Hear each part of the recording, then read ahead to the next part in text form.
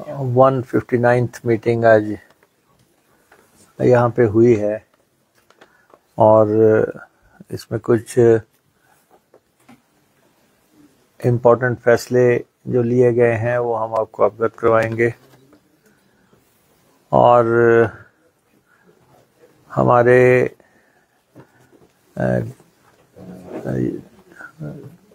Vice chairman board में appoint हुए हैं अजय वर्मा जी। इनसे आपका परिचय वैसे होगा, लेकिन विधिवत हम आपको सूचित कर रहे हैं कि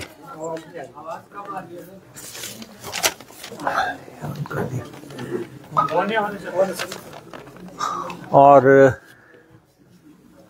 वाइस चेयरमैन हमारे ज्वाइन किए हैं। हमारे प्रिंसिपल सेक्रेटरी जो है वो एडिशनल चीफ सेक्रेटरी की भूमिका में आए हैं। और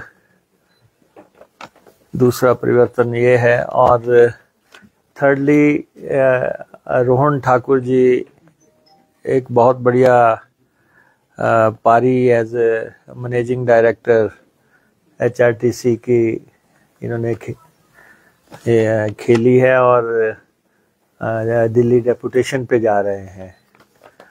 तो इनकी सर्विसेज को भी HRTC ने रिकॉर्ड पे लिया और इनको अप्रिशिएट किया, जो जिस तन्मयता से, जिस लगन से और समर्पण से इन्होंने काम किया। तो एक तो ये 3 अहम मसले थे। और आज HRTC में सबसे जो इम्पोर्टेंट फैसले हमने लिए हैं, बहुत देर से ये चर्चाएं चल रही थी बसों की खरीद को लेके। आज उसको हमने यहाँ पे फाइनल भी किया है और आगे राज्य मंत्रिमंडल को भी मंजूरी के लिए या सूचित करने के लिए भी हम उसको भेज रहे हैं। तो एक तो हम 297 ई बसेस जो है टाइप 1, उसका सारी औपचारिकताएं पूरी हो गई हैं और उसको फाइनल करके परचेज कमेटी की रिकमेंडेशंस को एक्सेप्ट करते हुए हमने उसको स्टेट कैबिनेट को भेजने का फैसला किया, क्योंकि इसके लिए जो पैसा है वो राज्य सरकार दे रही है। तो राज्य को ये भेजा जा रहा है। लेकिन ये 297 ई बसेस मुझे लगता है कि आने वाले 4-1 महीने के अंदर हिमाचल प्रदेश में आनी शुरू हो जाएंगी और चलनी शुरू हो जाएंगी। एट द सेम टाइम हमने 250 डीजल की ऑर्डिनरी बसेस को का टेंडर करने के लिए इजाज़त दे दी है। और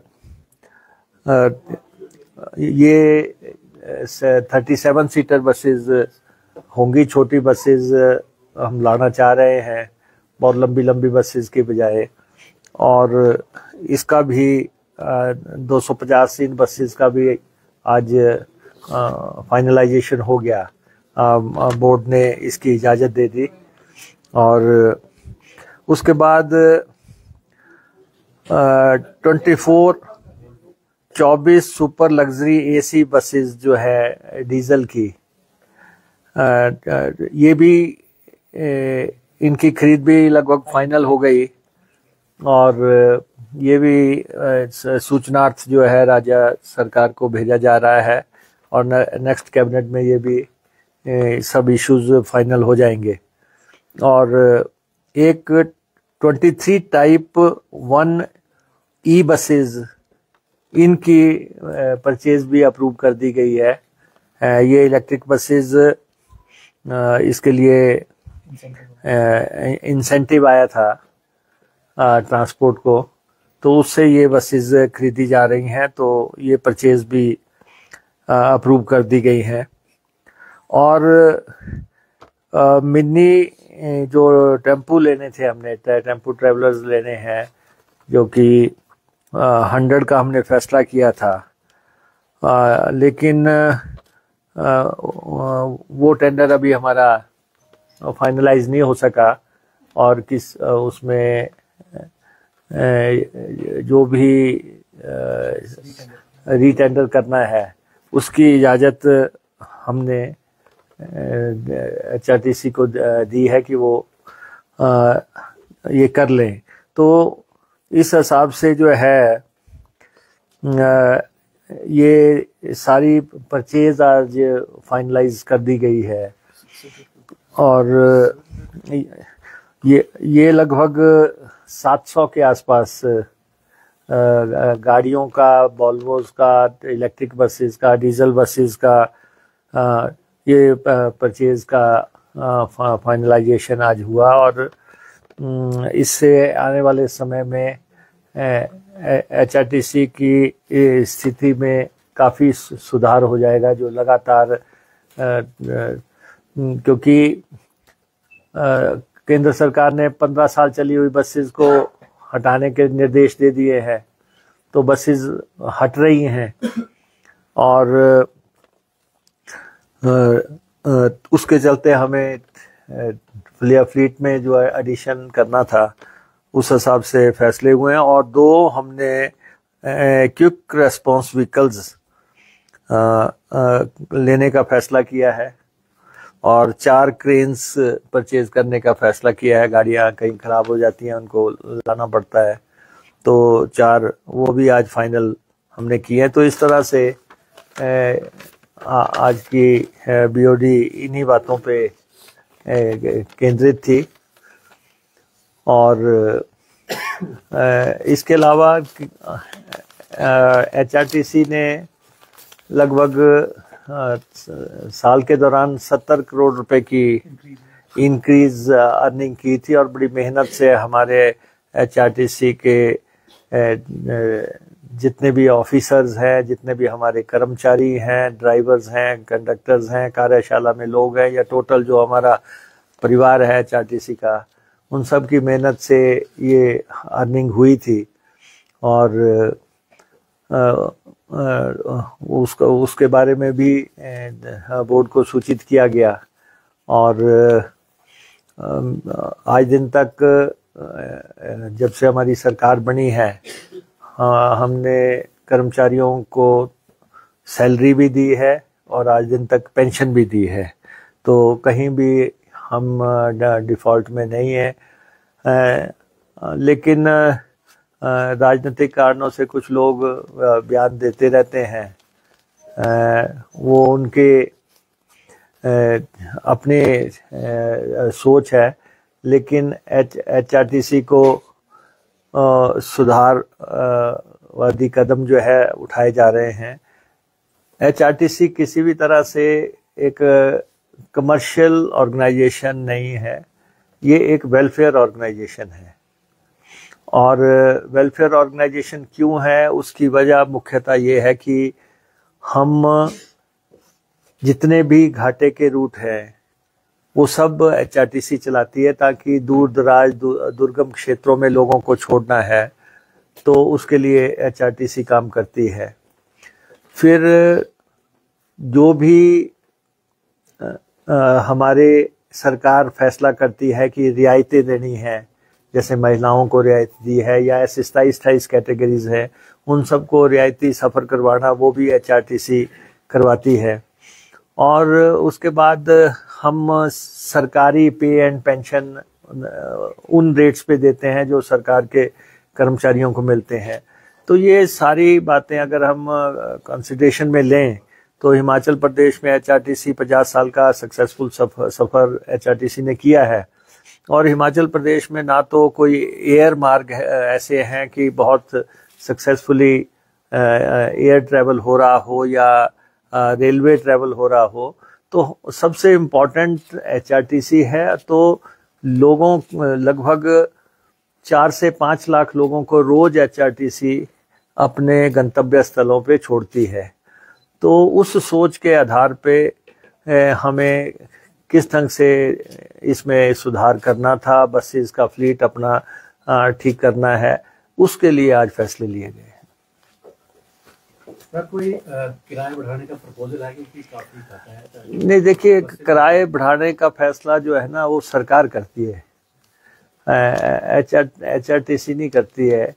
चाहे वो किराया न्यूनतम किराया हो या दूसरा फेयर हो, तो उसकी कंसल्टेशन डिस्कशंस चलती रहती हैं, लेकिन कोई भी इस बारे में फैसला है वो तो सरकार को लेना है। मुकेश जी, एक वीडियो वायरल हो रहा है प्रतिपक्ष नेता जी का, जयराम ठाकुर जी का, उसमें वो आपसे इस्तीफा मांगने की मांग कर रहे हैं। मैं वो इसलिए मांग रहे हैं क्योंकि मैंने आज दिन तक रेगुलर पे एंड पेंशन दी है और उन्होंने अपने समय में 57 बार डिफॉल्ट किया है, और जब वो मुख्यमंत्री थे सिर्फ 3 महीने वो रेगुलर टाइम पे जो है पे दे पाए, पेंशन दे पाए। इसलिए वैसे भी जब सत्ता से बाहर आदमी चले जाता है तो उसको बहुत प्रीत आती है। आजकल उनको एचआरटीसी पे बहुत चर्चा होती है। आपकी सूचना के लिए 10 करोड़ रुपया जो है, जो उन्होंने रैलियों में, कार्यक्रमों पे खर्च किए, वो डिफॉल्ट करे पैसा बिना दिए चले गए थे। 10 करोड़ रुपया अभी भी मैंने 2.5 करोड़ रुपया चुकता किया है, अभी भी 7.5 करोड़ रुपया जो है एचआरटीसी की देनदारी बाकी है। तो इसलिए आजकल वो एचआरटीसी पे चर्चा करते हैं, असल में उनके मन में एक टीस है। उनको ये लगता है कि जो मैं मुख्यमंत्री की कुर्सी से हटा, उसमें नेता प्रतिपक्ष की कोई ना कोई जो है भूमिका रही होगी, तो बैठे उठते कहीं याद आ जाता है तो उनको वो कहते तो वो मुझे है कि दौरा पड़ता है, लेकिन मैं समझता हूं कि कहीं उनको तो नहीं पड़ना शुरू हो गया कि बार बार जो है वो एचआरटीसी में आज दिन तक भरकम बोझ वो जो है कर्ज का छोड़ गए, और उसके बावजूद जो है हमने एचआरटीसी को तनख्वाह और पेंशन में डिफॉल्ट नहीं होने दिया है। और कोशिश हमारी है, ठीक है, कर्मचारियों की मांगे हैं, जायज मांगे हैं, उनको कैसे पूरा करना वो अलग काम है, लेकिन लगातार हमने बोर्ड के कामों में भी सुधार किया है। एक एक आदमी की परफॉर्मेंस मॉनिटर हो रही है। एक एक गाड़ी के जो गाड़ियां हम चला रहे हैं उसका कितना, एक एक रूट को हम मॉनिटर कर रहे हैं कि कौन घाटे में है, किस वजह से घाटे में है, वो हर चीज मॉनिटर हो रही है। आरएम्स मॉनिटर हो रहे हैं, ड्राइवर कंडक्टर्स मॉनिटर हो रहे हैं, हर चीज। और ये कोई जो ये संस्थान है, इस एचआरटीसी ये जनता की गाड़ी है, आम आदमी की गाड़ी है, और हमें इसका जो जनता के साथ दिल का रिश्ता है एचआरटीसी का। तो एचआरटीसी को जो है, आप सत्ता से बाहर हो गए तो इसका मतलब आप एचआरटीसी को बदनाम करोगे। आपने अपने समय में क्या किया है, आप उसका जरा अवलोकन तो कर लें।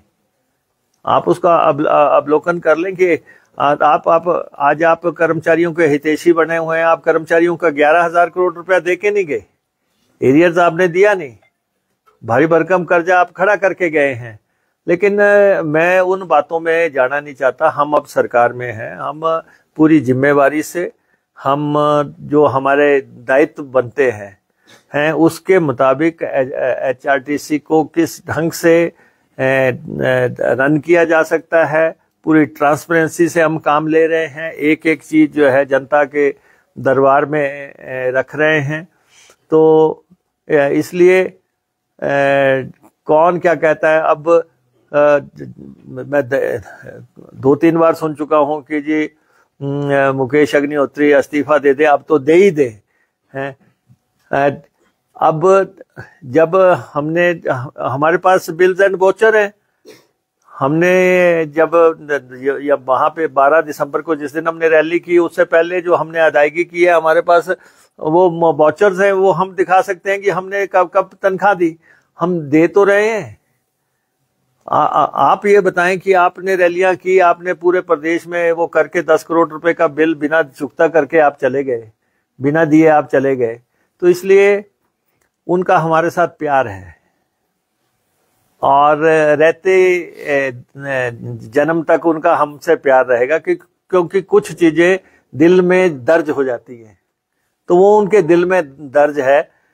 तो जब भी उनको इस कांग्रेस की सरकार में कोई याद आएगा तो वो मुकेश अग्निहोत्री आएगा। सर, आरटीसी के कर्मचारियों ने विरोध प्रदर्शन किया है अपने ड्यूज को लेकर और 8 मार्च को चक्का जाम की चेतावनी दी है। देखिए, एचआरटीसी के कर्मचारी हमारे कर्मचारी हैं और उनको भी ये सारी स्थितियों का मालूम है कि किस तरीके से हम एचआरटीसी को रन कर रहे हैं, उसकी इनकम बढ़ा रहे हैं, या हम के राज्य सरकार से किस ढंग से इसके बारे में बातचीत कर रहे हैं। और हमने अपने वाइस चेयरमैन साहब से कहा है कि वो उनसे बात करेंगे। जो उनके ड्यूज हैं वो कमिटेड है।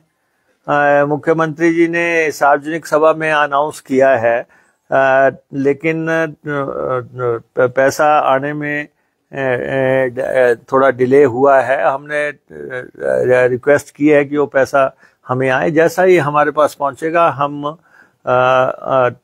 वो पैसा उनको अदायगी करेंगे। किसी भी कर्मचारी की किसी भी ड्यूज को नकारा नहीं जा रहा है। सर, आपने सर अभी वाटर मिनिस्टर्स की कॉन्फ्रेंस में वाटर सिक्योरिटी की बात कही थी। हिमाचल में बहुत से एसटीपी के सैंपल फेल हो रहे हैं, तो क्या विभाग इस पे कोई कार्रवाई कर रहा है? नहीं, देखिए, मैं आपके सारी चीजों का ये जवाब दूं, लेकिन ट्रांसपोर्ट वाले, एचआरटीसी वाले ये कहेंगे कि हमारी शुद्ध जो प्रेस कॉन्फ्रेंस हो रही है इसमें आपने खलल डाल दिया। तो मैं आपसे अलग से बैठ के पानी पे सारी बात करने को तैयार हूं, क्योंकि मैं अभी कॉन्फ्रेंस में जाके आऊँ, राज्य मंत्रियों का सम्मेलन था, उसके बारे में जो भी आप पूछना चाहेंगे तो इस से हट के हम बात कर लेंगे। 700 नई गाड़ियां खरीदी जा रही है, सारी कितने कॉस्ट की होंगी सर ये सारी? ये तो अलग अलग तरह की गाड़ियां हैं, क्योंकि ये इलेक्ट्रिक बसेस हैं और दूसरा जो डीजल बसेस हैं उसके लिए अलग रेट्स हैं, इलेक्ट्रिक के अलग रेट्स हैं, वोल्वो के अलग रेट्स हैं। तो लेकिन ये है कि ये फाइनेंशियल टाई अप सारा हो गया है हमारा। सर, कोई नए बस अड्डे बनाने का भी प्रपोजल? कौन, शकील जी बोल रहे हैं? अच्छा, अब ये है कि आज ये एचआरटीसी का बोर्ड ऑफ डायरेक्टर है, ये जो जिसकी आप बात कर रहे हैं वो अलग बोर्ड है बस अड्डा। लेकिन फिर भी मैं आपकी सूचना के लिए, वो हालांकि इसमें फैसला नहीं हुआ है और वो उन्हीं के बोर्ड में फैसला होना है। हम बद्दी का और ये जो बिलासपुर का ये बस अड्डे हम बनाना चाहते हैं जल्दी से। ड्राइवर भर्तियों को लेकर भी कोई नहीं, देखिए कि हमने कंडक्टर भर्तियां तो कमीशन के माध्यम से की हैं और उस पर भी बार बार कुछ लोग कहते हैं कि जी वो कहते थे पक्की नौकरियां देंगे, तो पक्की ही दी है। कंडक्टर की जो दी है बिल्कुल पक्की दी है और कमीशन के माध्यम से दी है और 58 साल वाली ही दी है।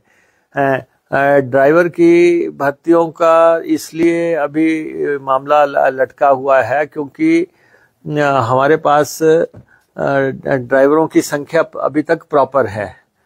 अभी तक हमारे पास ड्राइवर पर्याप्त है। हमने शुरू भी किया था ये प्रोसीजर, लेकिन एचआरटीसी में बसों पर ड्राइवरों की कमी नहीं है, तो इसलिए जो है वो रुका पड़ा है। जैसे ही लगेगा कि ड्राइवर्स की भर्तियों की जरूरत है तो हम उस हिसाब से फैसले करेंगे। सर, प्रयागराज में इतना बड़ा महाकुंभ चला हुआ है और एचआरटीसी से नदारत रही है, क्या वजह रही है?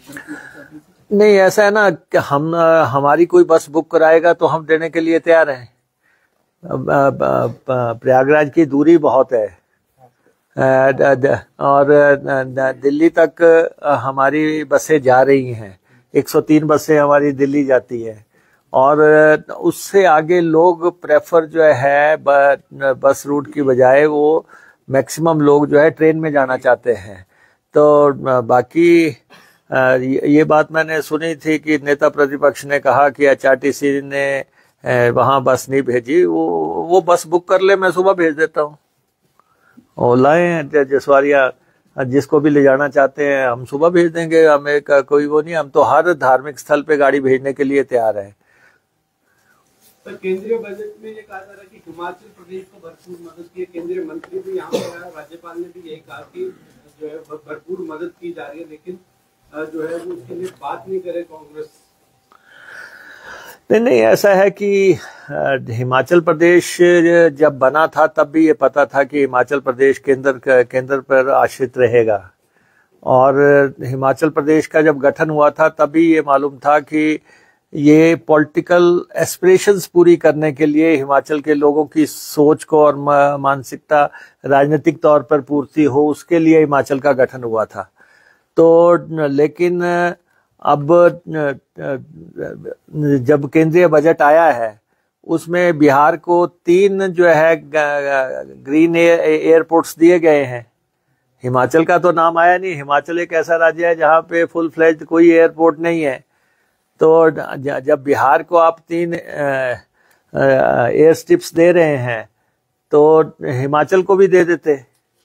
तो ये कहना कि हिमाचल के साथ न्याय हुआ है, हम तो इस पे चर्चा करने के लिए तैयार हैं कि कहाँ पे। अब फाइनेंस में इस समय हम जाना नहीं चाहते।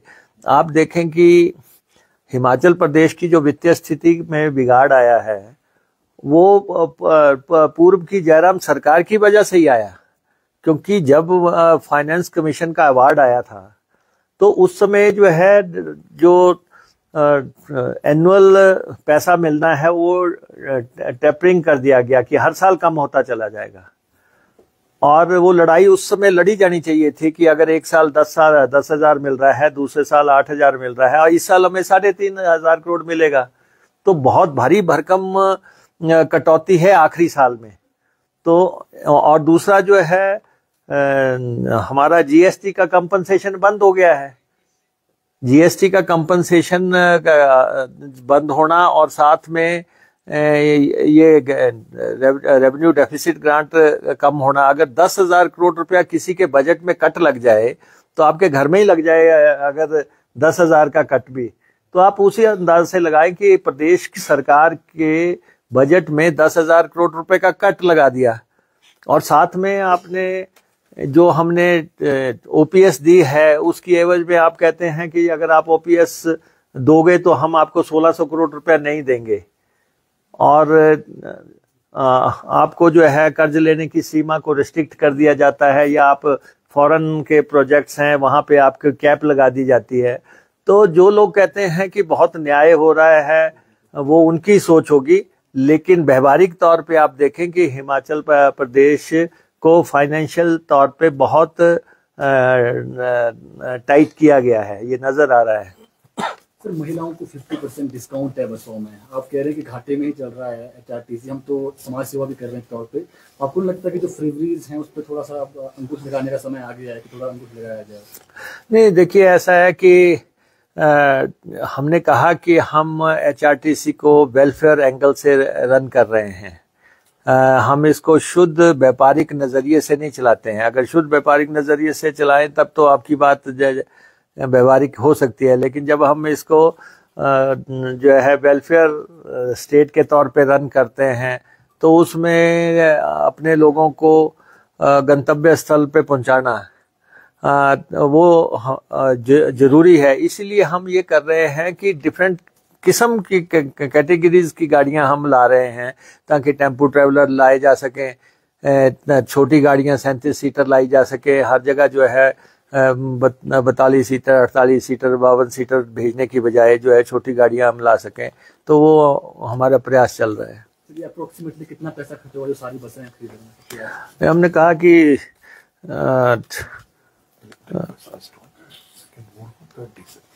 ये लगभग 600 करोड़ रुपए के आसपास का खर्चा होगा कुल मिला है।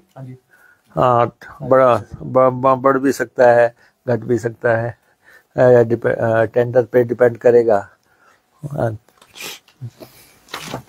Thank you.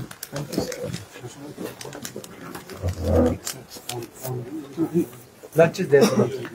हाँ, आप देखिए लंच भी। Please have your lunch.